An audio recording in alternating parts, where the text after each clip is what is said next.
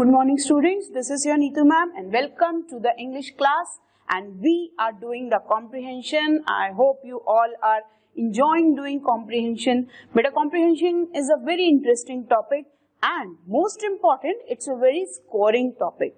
So if you are getting 2 comprehension in one paper, that means 5 questions in one comprehension and 5 questions in the other comprehension. That means 10 questions for comprehension only and that means 40 marks. 40 marks if अगर आपको comprehension से ही मिल रहे हैं, that means you have just raised the score. Okay, तो comprehension is a very scoring subject and trend ये है बेटा comprehension compulsorily आता ही है. First of all, second, sometimes there are 2 passages. Sometimes there is 1 passage. तो चाहे 1 passage है या 2 passage है, आपको out of marks score करने हैं in the comprehension. The rules I have told you yesterday. What are the rules for comprehension? Comprehension के rules है बेटा कि आपको एक passage मिलेगा. Passage के ऊपर based 4 to 5 questions मिलेंगे. It may be 4, it may be 5, it may be 6. The number of questions varies. Okay, उस question के लिए there will be answer. Answer will be given in the question paper only in the form of options. There will be 4 options for the answer regarding the question based on passage. अब आपको उन 4 options में से the best answer supply करना है. Okay, अब वो answer किस बेसिस पे होगा बेटा? वो आंसर होगा as per the content of the passage and as per the opinion of the author. दोनों चीजों के ऊपर बेस्ड. आपको अपनी सोच नहीं लगानी है. आपको नो मैटर उस टॉपिक के बारे में you are having a lot of knowledge, but आपको आंसर में क्या ढूंढना है कि what is given in the passage regarding that topic and what the author thinks of that topic. Okay, तो ये दोनों चीज को दिमाग में रख के ही आपको बेस्ट आंसर चूज करना है. और उसके बाद आप अगर पैराग्राफ पढ़ेंगे, just read it twice and just create a scene of that paragraph in your mind so that you can connect to that scene and you can give the best answer. Okay, अब best answer देने के लिए बच्चा 2 wrong options पहले eliminate करो. There are 4 options, 2 wrong options पहले eliminate कर दो, बाकी के 2 options में से best option choose कर लो and that is your answer will be done. Okay, so let's start the comprehension. So students, yesterday we did one passage and that was of year 2018. 2018 का वो passage था. This passage also is of 2018. That means एक ही paper में 2 passage आए हैं. Yesterday we did one comprehension जिसमें 5 questions थे. Each question carries 4 marks. That means कल आपने 5 questions किए. That means you have done one comprehension. Again, one more comprehension in the same paper. That means the scoring part, the most scoring part. Okay, so let's start this passage. Now read with me. Magda, this is a name. This is in the direct speech. Dialogue चल रहा है, conversation चल रहा है. This is a girl, one character. So this is the character of the passage. Magda. What Magda is saying? Good morning, Mrs. Smileys. Now Mrs. Smileys again a character. So how many characters in the passage? बेटा जब भी आप passage कर रहे हैं, just check out the character. कितने character हैं, so that you can create a scene in your mind. Okay, तो one character is Magda, other is Mrs Smiles and they are talking with each other. The conversation is going between the 2. Now see, good morning Mrs Smilies, it's wet isn't it. It's wet means मौसम थोड़ा सा गीला है, थोड़ी सी बारिश हुई है, और वो बोल रहे हैं थोड़ी बारिश हुई है, गीला गीला लग रहा है. Yes, isn't it. Now Mrs. Smiles. Now this was asked by Magda. Magda ने क्वेश्चन पूछा है Mrs. Smiles से. अब Mrs. Smiles उसका आंसर दे रही हैं. Yes, it is, isn't it? Again, उन्होंने आंसर दिया. अब Mrs. Smiles is asking, how are you today? All right, you haven't been studying too hard, have you? Now किसने बोला है ये? Mrs. Smiles ने. किससे बोला है? Magda से. That means ये हमने assume किया है Magda must be a student. और मिसेस स्माइल्स उससे उसका पढ़ाई के बारे में पूछ रहे हैं कि आपकी पढ़ाई कैसी चल रही है. Okay, you look a bit pale. Now what do you mean by pale? अगर कोई आपको बोले he is looking a pale, pale means weak, कमजोर, लीन, थका थका सा. ओके, तो पेल मीन्स थका थका होना, कमजोर दिखना. तो अब what Magda is answering now, Mrs Miles ने उससे क्वेश्चन किया है मागदा से कि are you not studying too hard, you are looking too pale, तुम बहुत थकी थकी सी लग रही हो, पढ़ाई ढंग से नहीं कर रही हो क्या, या बहुत परेशान लग रही हो. Now see, I don't, do I, अब ये आई डोंट किसके लिए, पेल. तो बोल रही है नहीं नहीं मेरी तबीयत ठीक है, मैं बीमार नहीं हूं. पेल मतलब बीमार होना, कमजोरी होना, परेशान लगना. तो what Magda is saying, I don't, that means मैं बीमार नहीं हूं. डू आई, वो कह रही है क्या मैं बीमार लग रही हूं. Yes, well I haven't been out much lately. Now what do you mean by this word lately? Note it down. Lately means nowadays. Late or lately, two different words. See, late means delay or lately means nowadays, आजकल. Clear? Lately means आजकल, nowadays. Now what Magda is replying, why she is looking so pale and so nervous, because वो बोल रही है I haven't been out much lately, आजकल मैं बाहर नहीं जा पा रही हूँ. And this is happening with all of us nowadays. Why? Because of the lockdown, we are not able to go out of the house, we are not able to travel somewhere, we are not able to meet our friends, we are not able to contact with others. ठीक है, हम physically contact नहीं कर पा रहे, किसी के घर नहीं जा पा रहे, अपने फ्रेंड से नहीं मिल पा रहे, तो घर घर में रह के आप लोग की कैसी हालत हो गई है, सेम मागदा की हालत हो गई थी कि घर ही घर में रह रही है और सिर्फ पढ़ाई कर रही है. तो बहुत बोरिंग सा रूटीन हो गया है, इसलिए वो बहुत एक कमजोर सी, थकी थकी सी, बहुत बीमार सी लग रही थी. क्यों? क्योंकि वो बाहर नहीं जा पा रही थी. Okay, now see, I haven't been out much lately, I don't like this weather a bit. और क्या बोल रही है वो, कि मुझे ये मौसम भी अच्छा नहीं लग रहा. I don't like this weather a bit. Okay. Why? We haven't had a dry day for weeks. Now, अब ये किसने बोला? Why we haven't dry day for weeks? वो ये कह रही है बारिश आ रही है, ड्राई डे नहीं है, कब बारिश रुकेगी और कब धूप निकलेगी और कब मैं बाहर जाऊंगी. ओके, बहुत हफ्ते हो गए हैं, बारिश आ ही जा रही है. Now see, have we? Mrs. Miles, no, I don't think we have.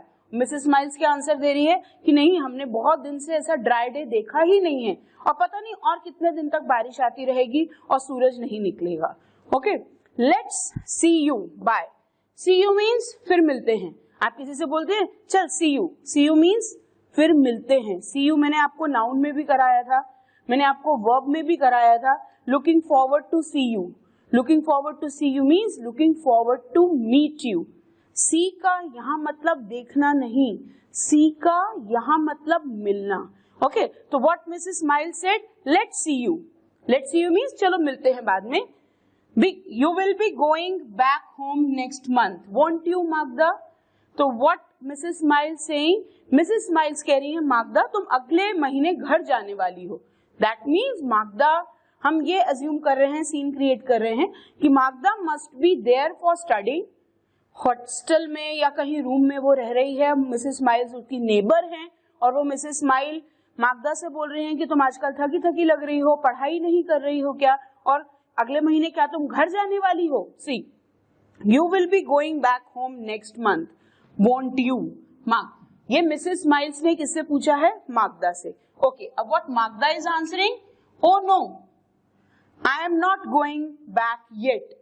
Remember हमने येट वाला सेंटेंस किया है, येट हमेशा सेंटेंस के लास्ट में आता है. Remember the rule. See, yet मतलब अभी तक. I am not going back yet, मैं अभी घर नहीं जा रही हूं. ये मागदा ने रिप्लाई किया मिसेस माइल्स को. Okay, now see what Magda is saying. उसके बाद my sister is coming over first. तो ये बोल रही है मैं अभी घर नहीं जा रही हूँ, मेरी सिस्टर आने वाली है यहाँ पहले, उसके बाद I will go home. Okay, see, my sister is coming over first. यहाँ sister mean sister is short form किया हुआ है. Okay, now Mrs Miles. अब मिसेस माइल्स का डायलॉग है. सी, पूरा कॉन्वर्सेशन डायलॉग्स में है. मागदा ने कुछ बोला, देन मिसेस माइल्स ने कुछ बोला, मागदा ने कुछ क्वेश्चन किया, मिसेस माइल ने आंसर किया, मिसेस माइल ने कुछ क्वेश्चन किया, मागदा ने आंसर दिया. That means conversation is going on, dialogue is going on. Okay, now see, Mrs Mile क्या बोल रही है, ओ इज शी. तो मिसेस माइल बोल रही है ओके, क्या वो आ रही हैं. You are looking forward to that, you are looking forward to that means you must be waiting to that. तुम वेट कर रही हो कि तुम्हारी सिस्टर कब आएगी. Okay, I expect means hope करना. तो what Mrs Smile said, I hope you must be waiting for your sister to come. How long is it since you saw her. How long means कितना time हो गया अब तक. Remember since, अब तक कितना टाइम हो गया तुम उससे मिली नहीं हो. सी अगेन यहाँ सॉ लिखा है. सॉ मीन्स देखना नहीं, सॉ मीन्स मिलना. दैट मीन्स आज तक या अभी तक कितने टाइम से तुम मुझसे नहीं मिली. हाउ लॉन्ग मीन्स कितने टाइम से अभी तक तुम मुझसे नहीं मिली हो. मागदा ने क्या आंसर दिया, nearly a year now. What Magda is saying, see nearly a year now means अभी तक एक साल हो गया है. एक साल से मैं उससे नहीं मिली हूँ. किससे, अपनी सिस्टर से जो मागदा से मिलने आ रही है. Clear. Yes, I am looking forward to it very much. That means I am waiting to meet her and I am waiting for her very much. Clear? Now see, अब Mrs. Smiles का dialogue again. She is coming over here to study. Now as I told you earlier, Magda is there for studying. तो Mrs. Smiles is inquiring, वो पूछ रही हैं क्या आपकी sister भी यहाँ पढ़ाई करने के लिए आ रही है. बिकॉज मैंने आपको पहले ही बताया है Magda must be studying there या must be living there to study. तो मिसेस स्माइल उनकी नेबर है और वो उनसे पूछ रही हैं क्या वो भी यहाँ पढ़ाई करने आ रही है. सी मागदा ने क्या आंसर दिया, yes that's right, I shan't go back. Now what do you mean by shan't. Shan't कहाँ हमने पढ़ा है, ये हमने पढ़ा है फ्यूचर नेगेटिव में. Shall plus not. See shall plus not becomes shan't. किया है हमने ये शैंट, ये वही शैंट है. Clear. I shan't go back, that means मैं वापस नहीं जाऊंगी until she is settled down. तो वो ये बोल रही है कि वो यहाँ आ रही है, जब तक वो यहाँ सेटल नहीं हो जाती मैं वापस नहीं जाऊंगी. Okay, that means her sister is coming here to study and to just live there for some longer time so that वो वहां पढ़ाई कर सके. अब मागदा वहां पर पहले से रह रही है तो मागदा ये बोल रही है मिसेस स्माइल्स को कि जो मेरी सिस्टर आ रही है जब तक वो यहाँ कंफर्टेबल नहीं हो जाती, सेटल नहीं हो जाती, मैं वापस नहीं जाऊंगी. Now see I don't think I ought to. अब वो कह रही है मुझे नहीं लगता कि मुझे उसको सेटल किए बिना घर चले जाना चाहिए. Ought to means your duty. तो वो कह रही है I don't think I ought to, कि मेरी ड्यूटी है, मुझे पूरी करनी है और मुझे ऐसा लगता है मुझे वापस नहीं जाना चाहिए उसे सेटल किए बिना. नाउ ऑट आई.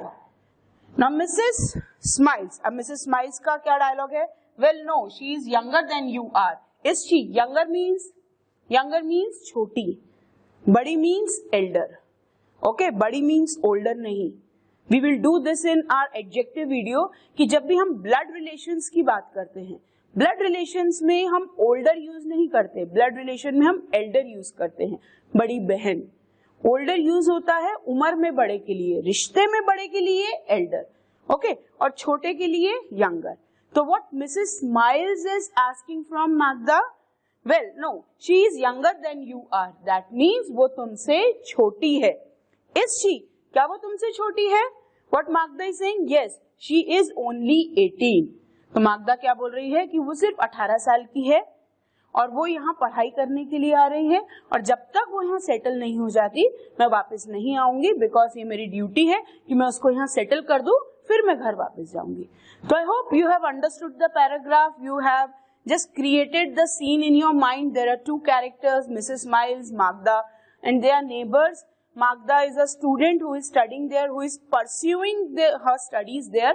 और उसके बाद मागदा की सिस्टर भी वहां आके पढ़ाई करने वाली है और वो अपनी सिस्टर के लिए वेट कर रही है कि बिकॉज एक साल से वो अपनी सिस्टर से मिली नहीं है. उसकी सिस्टर 18 इयर्स की है and Magda is planning to settle her down in that hostel room और in that PG room so that she can be comfortable with the studies there. So let's do the questions. So dear students, we have done the passage, the reading of the passage, and I hope you have understood the passage clearly, the characters, the theme, the scene, सब clearly समझ में आ गया है. Now the questions based on that passage. हमने कल 1 to 5 questions किए थे and that also passage number 1 of year 2018. I'm continuing with that segment. 5th question के बाद today the next question is question number 6. Now check out the question. Magda had not been out much lately. हमने ये phrase paragraph में mark किया था. If you remember, lately means nowadays. Nowadays. अब Magda बाहर क्यों नहीं जा पा रही आजकल? जैसे आप लोग क्यों नहीं बाहर जा पा रहे आजकल? आप लोग बाहर घूमने क्यों नहीं जा पा रहे? Because of the corona virus, because of the lockdown. But Magda का सीन थोड़ा सा डिफरेंट है और आपको पता है वो क्यों बाहर नहीं जा पा रही. Now you all calculate the answer. आप कैलकुलेट करिए, then I will give you the correct answer, then we will match. Okay, check out the options. She had not been keeping well. Keeping well क्या उसकी तबीयत ठीक नहीं है? She was busy with her studies. क्या वो सिर्फ पढ़ाई कर रही है? The weather had been unpleasant और her sister had come over to stay. अब आपको पता है उसकी सिस्टर तो अभी आई ही नहीं है, तो ये ऑप्शन तो गलत ही हो गया. ओके, क्या उसकी तबीयत ठीक नहीं है, या वो अपनी स्टडीज से बिजी है, या वेदर खराब है? हमने पैराग्राफ में पढ़ा है वेदर बहुत अनप्लीजेंट है. She got irritated due to the unpleasant weather. बहुत दिन से बारिश रुकी नहीं है, इसलिए वो बाहर नहीं गई है. तो answer is C. That means weather unpleasant है. Okay, check out this. Magda was not going back home yet because. देखो, पूरे भी जितने भी क्वेश्चंस आपने अभी तक किए हैं बेटा, कनेक्टिंग टू द पैराग्राफ ही आ रहे हैं. बहुत ज्यादा डिफिकल्ट ना लैंग्वेज है और ना ही कंटेंट है. तो it is very easy to score marks in comprehension. The main thing is practice. Okay, and I will make you practice many questions based on comprehension. Check out the question. Magda was not going back home yet because. वो घर क्यों नहीं जा रही थी अभी? Yet मतलब अभी. तो वो क्यों नहीं जा रही थी? क्योंकि it had been raining heavily. बारिश काफी हो रही थी, इसलिए घर नहीं जा रही थी. Her sister was coming over. Okay, her studies were not completed. या she was not feeling well. ऐसा तो नहीं कि स्टडीज कंप्लीट नहीं हुई, कहीं भी पैराग्राफ में ये नहीं बताया गया है. She was not feeling well. No. It had been raining heavily. या her sister was coming over. Her sister was coming. हमें पैराग्राफ में बताया है कि उसकी सिस्टर आने वाली है. क्लियर बताया है कि मागदा इज टेलिंग मिसेस स्माइल्स कि जब तक उसकी सिस्टर आ नहीं जाती, वो यहाँ सेटल नहीं हो जाती, वो घर वापस नहीं जाएगी. दैट मीन्स क्या रीजन है उसके घर वापस ना जाने का? क्योंकि उसकी सिस्टर यहाँ पर आ रही है. क्लियर? आई होप आपके ये दो आंसर्स करेक्ट गए होंगे. Now check out the next two questions. Now see, question number 8. Mrs. Smile says, you are looking forward to that. Mrs. Smile ने बोला, you are looking forward to that. That means तुम उसका wait कर रही हो और तुम उससे मिलने के लिए वेट कर रही हो. अब how was Magda's feeling? अगर वो अपनी सिस्टर का वेट कर रही है तो परेशान है कि खुश है, और उसका वो वेट खुशी से कर रही है कि परेशान होके कर रही है? जस्ट इसको अपने दिमाग में रखिए, then we'll continue the question. This means Magda was her sisters arrival. अब इस सेंटेंस का मीनिंग क्या है? इस सेंटेंस का मीनिंग, अगर आप किसी से बोल रहे हो looking forward to meet you, means मैं तुमसे मिलने का इंतजार कर रही हूँ. That means you are waiting. आप उससे मिलने का इंतजार कर रहे हैं. That means you are excited, you are happy. तभी तो आप बोल रहे हो फिर मिलते हैं, फिर मिलेंगे. दैट मीन्स अच्छे से, हैप्पी मूड, खुशी से. क्लियर? सेम थिंग यहाँ पूछ रहे हैं कि मागदा अपने सिस्टर के अराइवल से उसकी फीलिंग क्या थी, उसका मूड क्या था. Check out the option. Expecting with pleasure. Pleasure means happiness, खुशी. It's pleasure meeting you. आपसे मिलके खुशी हुई. Please to meet you. आपसे मिलकर खुशी हुई. ओके. Preparing hard for. बड़ी मुश्किल से वो अपने आप को रेडी कर रही थी अपनी सिस्टर के आने के लिए. नो, कहीं भी पैराग्राफ में ये नहीं बताया कि उसको बहुत परेशानी हो रही है कि उसकी सिस्टर आ रही है. No, so this is wrong. Thinking greatly about it. Okay, वो सोच रही है उसके बारे में. Watching with joy. नो, ये दिस इज रॉन्ग. इनमें से एक बताओ कौन सा आंसर आएगा? This expecting with pleasure. Expecting means उम्मीद करना, होप. तो वो होप कर रही है जल्दी से उसकी सिस्टर आ जाए, फिर वो उसको सेटल कर दे, और उसको 1 साल हो गया है अपनी सिस्टर से मिले हुए, तो उसको खुशी होगी जब उसकी सिस्टर आएगी. So this is the best answer, A. Okay, check out the question number 9. Magda sister was coming to. Magda की सिस्टर मागदा के पास क्यों आ रही थी बेटा? आपको पता है क्यों आ रही थी? घूमने के लिए, एंजॉय करने के लिए, छुट्टी मनाने के लिए? नो, पढ़ाई करने के लिए। ओके, विजिट हर सिस्टर, क्या मिलने के लिए आ रही है? No. Settle down in England? No. Help Mrs Miles, क्या मिसेस माइल्स की हेल्प करने आ रही है? नो, वो तो नेबर है। Answer is pursue her studies, that means अपनी स्टडीज कंप्लीट करने के लिए आ रही थी। Okay, pursue her studies. Now Mrs Miles and Magda, इनका रिलेशन क्या है आपस में? मैंने आपको अभी अभी बताया है। क्या रिलेशन है? क्या वो क्लासमेट्स हैं? नो। क्या वो स्कूल फ्रेंड्स हैं? नो। देखो, ये मागदा, ये मिसेस माइल्स, एज डिफरेंस है ना। सिस्टर्स इन लॉ है? No. Answer is neighbour, neighbours हैं, वो आसपास रहते हैं। पूरे पैराग्राफ में कहीं नहीं बताया कि उनका कोई ब्लड रिलेशन है या उनका कोई फैमिली रिलेशन है। वो बात कर रहे हैं वो एक दूसरे के घर के पास रहते हैं, दे आर नेबर्स। तो we have done 5 questions based on this paragraph. I hope आपके ये सारे के सारे क्वेश्चंस करेक्ट गए होंगे, बट अगर 5 में से आपके 4 भी करेक्ट गए हैं, that means you have got the trick to solve the passage. अगर आज 5 में से 4 करेक्ट गए हैं, आने वाले टाइम में in near future you will be scoring out of marks in comprehension. तो we have done 1 passage. Again, I am going to start the second passage for comprehension.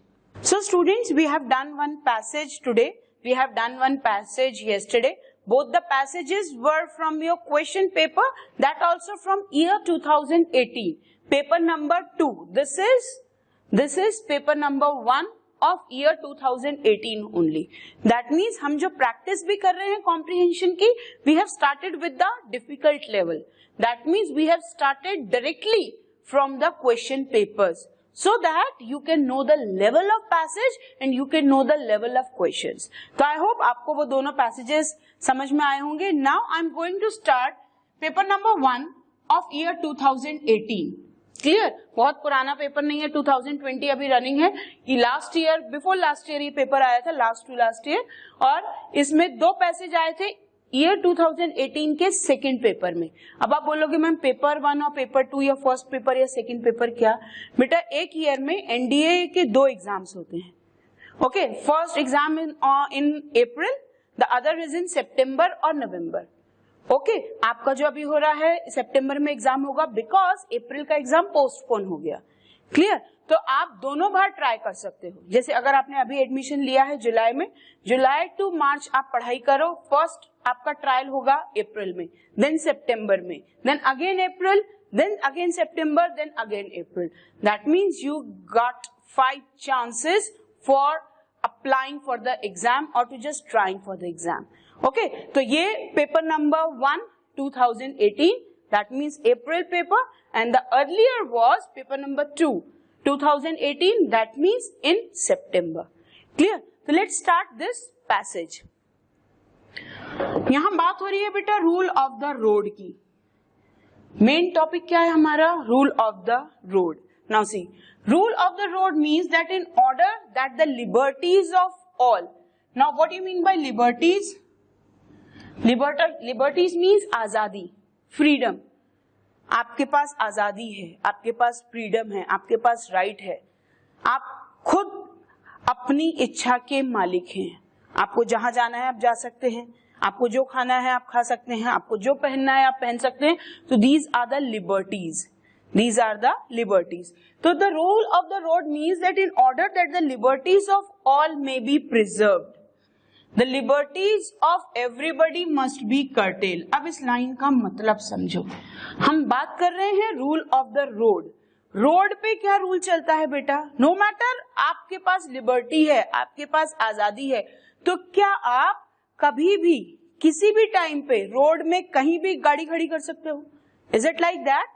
आप ट्रैफिक में बीच रोड में अपनी गाड़ी पार्क कर सकते हो, बीच रोड में आप डांस कर सकते हो, बीच रोड में आप पार्टी कर सकते हो ऐसा?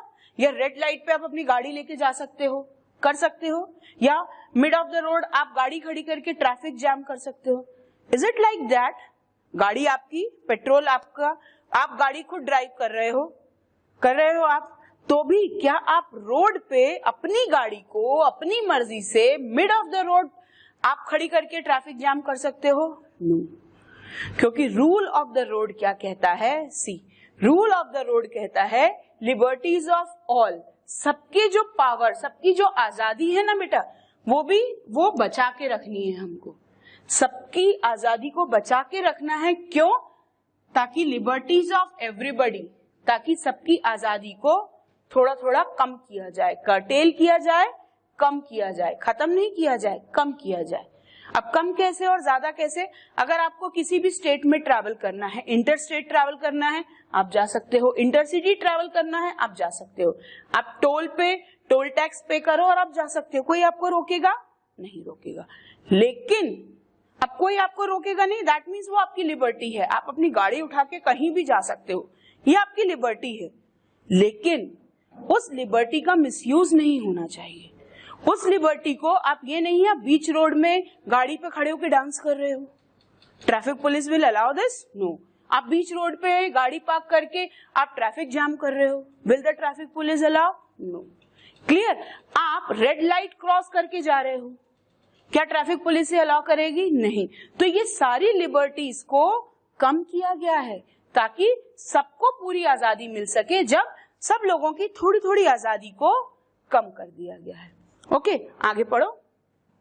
When the policeman say at a road crossing steps into the middle of the road and puts out his hand, he is the symbol not of tyranny. That means अगर आप road cross कर रहे हैं और policeman ने हाथ दिखा के आपको रोका, हुआ है कभी आपके साथ ऐसा?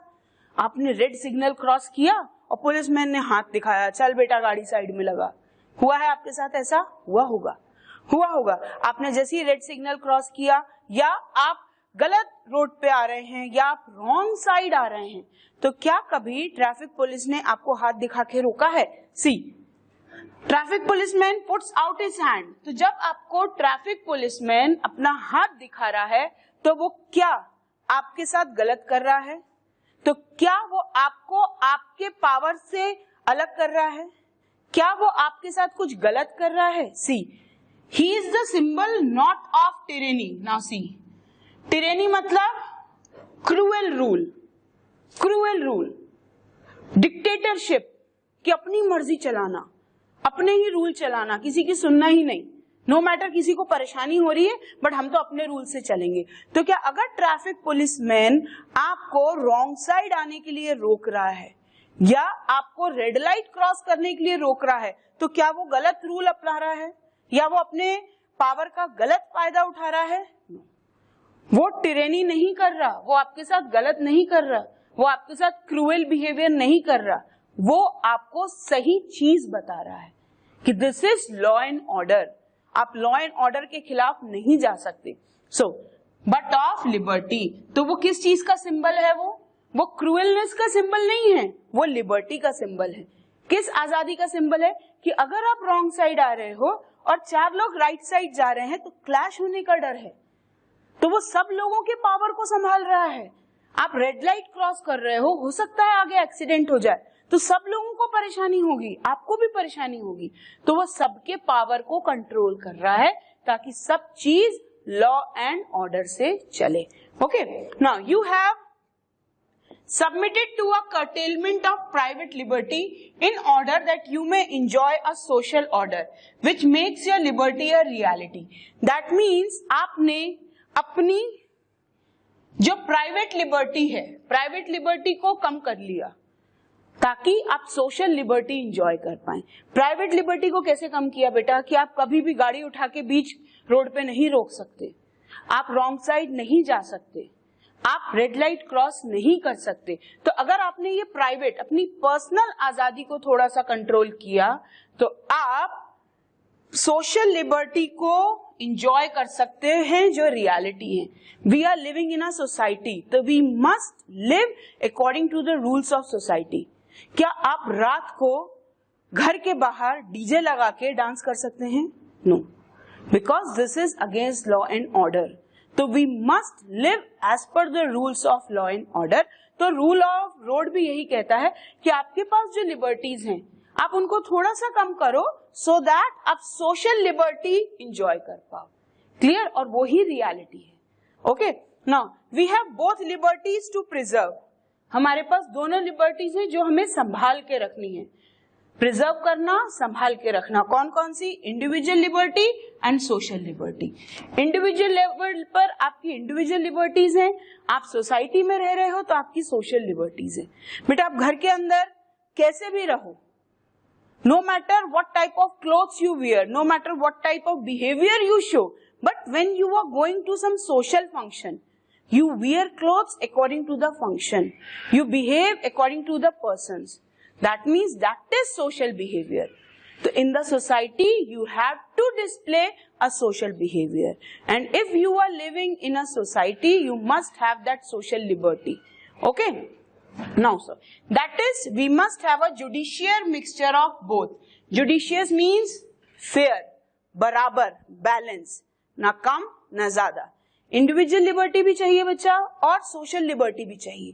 आप अपने घर में रह के कुछ भी करो, ठीक है, लेकिन वो भी एक लिमिट तक। पर सोसाइटी में जब आप जा रहे हो, आप रोड पे जा रहे हो, आपको लॉ एंड ऑर्डर फॉलो करना ही है। Okay, now see, I shall not permit any authority to say that my child must go to this school और दैट स्कूल। नाउ सी, आपको एक एग्जांपल दे रहे हैं कि इंडिविजुअल लिबर्टी क्या और सोशल लिबर्टी क्या।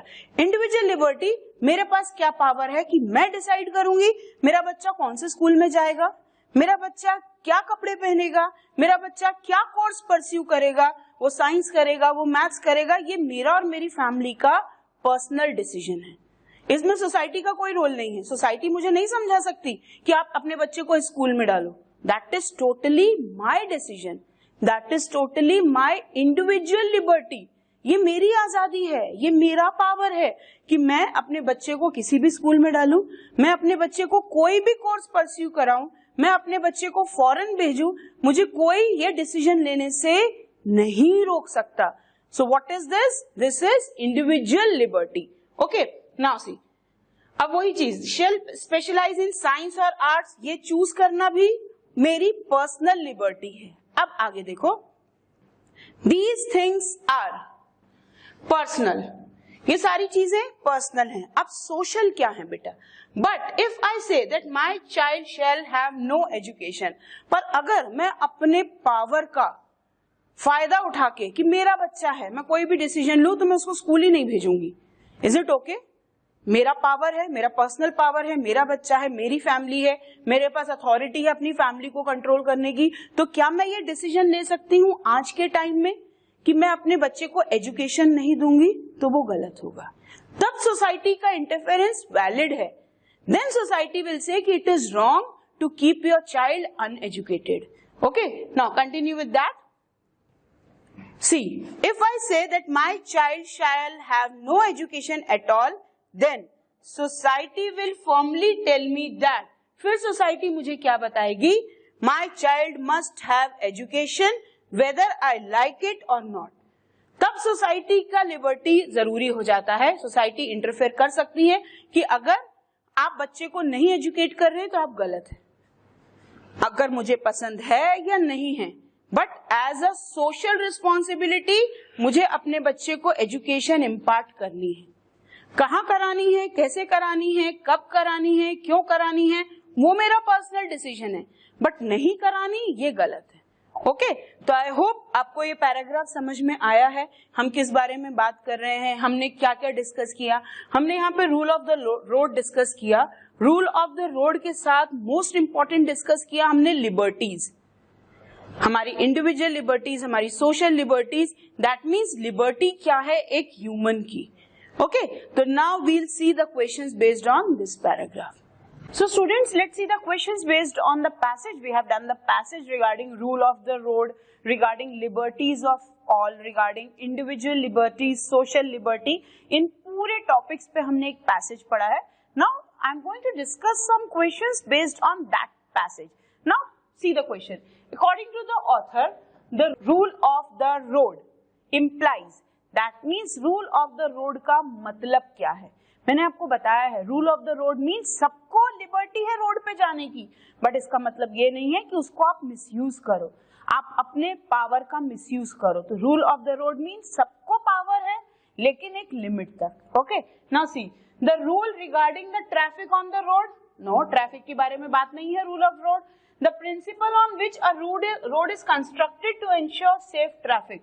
तो क्या रूल ऑफ द रोड ये बताता है कि रोड का कंस्ट्रक्शन कैसा होना चाहिए ताकि ट्रैफिक सेफली स्मूथली मूव हो सके? No, this option is wrong. Check out the last two options.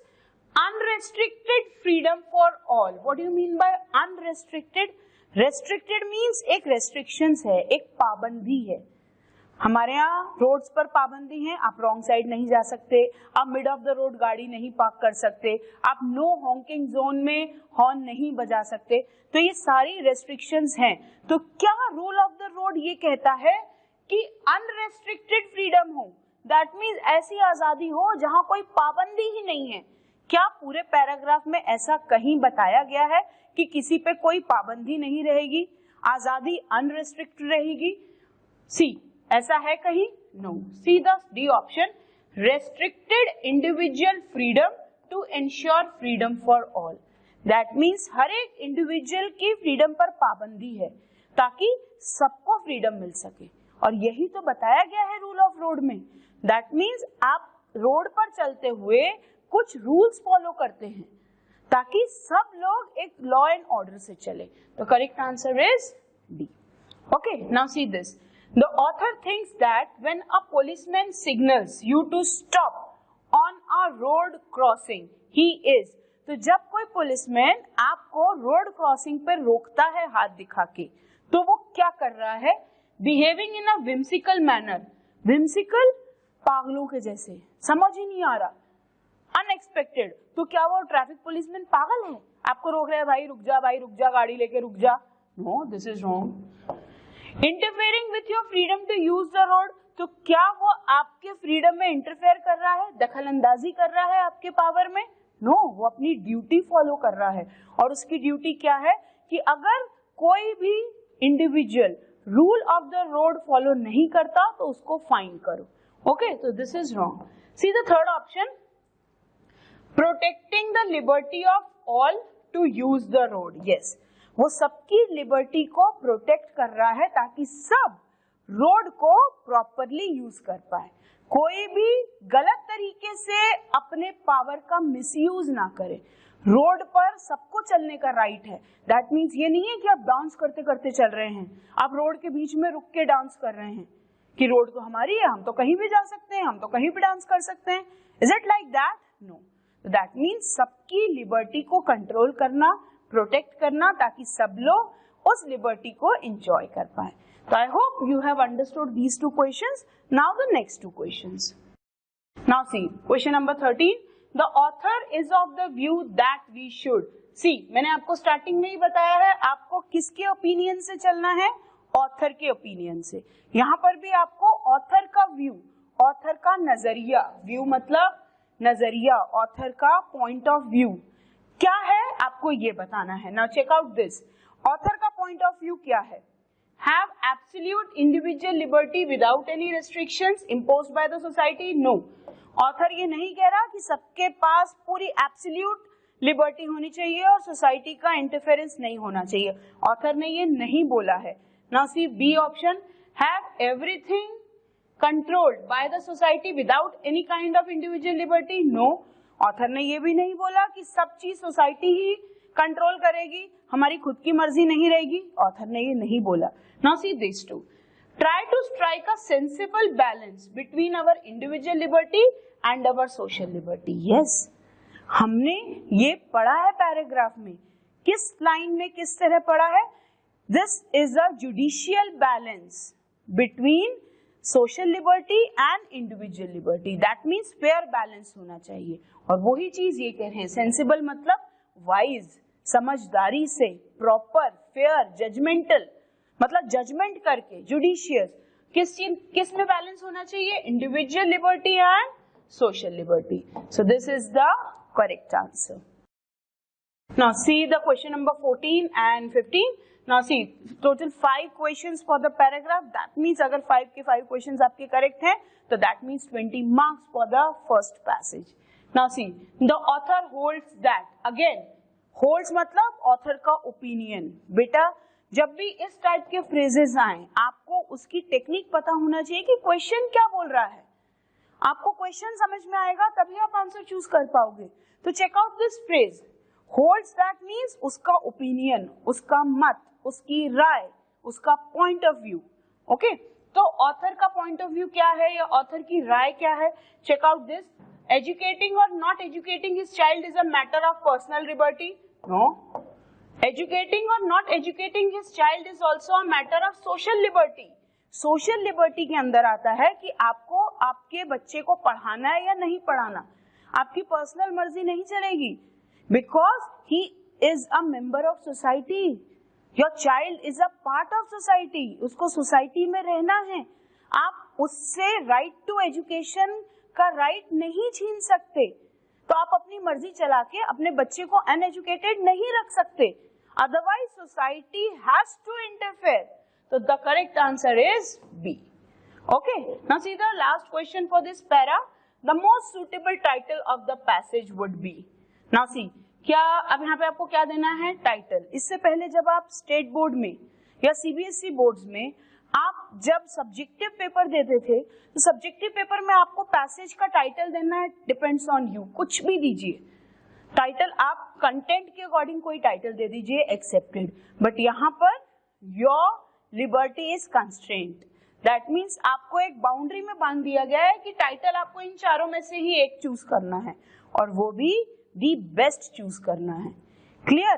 अब इन चारों में से दो टाइटल तो हटा ही दो जो बिल्कुल मैच ही नहीं कर रहे। The policeman at a road crossing, क्या ये टाइटल हो सकता है पैराग्राफ का? नो, हम यहाँ पे रूल ऑफ द रोड और लिबर्टीज की बात कर रहे हैं, पुलिसमैन नहीं, तो wrong this. The laws of the road, okay, importance of liberty, okay, education of children, इसकी भी बात नहीं हो रही। अब बचे हैं बी और सी। मेन बात किसकी हो रही है? रोड के लॉस की कि लिबर्टी की? लिबर्टी की। हमें रूल ऑफ द रोड के थ्रू ये बताया जा रहा है कि हमारे पास क्या क्या पावर है, इंडिविजुअल लिबर्टी क्या है, सोशल लिबर्टी क्या है। तो मेन टॉपिक क्या डिस्कस हुआ? Liberty. So the best answer is importance of liberty, कि हमें अपने लिबर्टी को मिसयूज नहीं करना चाहिए, अनरेस्ट्रिक्टेड वे से यूज नहीं करना चाहिए। लिबर्टीज में B restricted so that we can enjoy social liberty, so that everyone can enjoy liberty. Okay, the best option is importance of liberty. So students, we have done total 2 passages today. We have done total 10 questions today. That means अगर ऐसे ही passage आपके exam में आए, that means अगर आपने 10 questions correctly किए, that means 40 marks in your score, and that also sure. So I hope you have understood the comprehension topic. Now in the next lecture I'll move to the vocab section, synonyms and antonyms section, so that आपके पूरे syllabus का simultaneously cover होता जाए, कोई भी topic छूटा नहीं, आप सारे topics को regularly cover करते जाए। So I hope you have understood the passage. All this for today. Be safe, study hard. Thank you.